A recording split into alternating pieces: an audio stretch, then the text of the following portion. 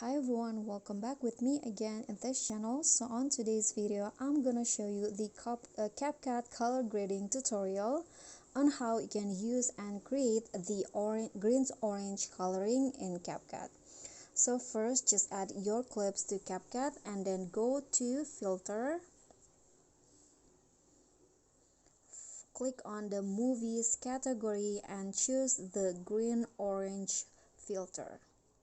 Click on the check icon and now go to adjust, and you can adjust the brightness based on your video. You can lower it to make it dark or increase it to make it more bright.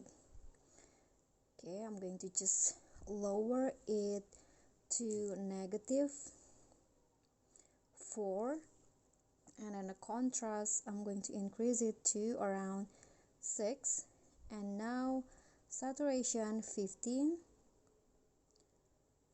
and go to temp and increase it to around 12, and then after that click on the hue and lower it to -4.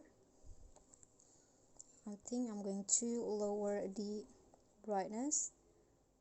Okay, and now go to shadow and lower it to around -7, and here you are done with the greens orange coloring.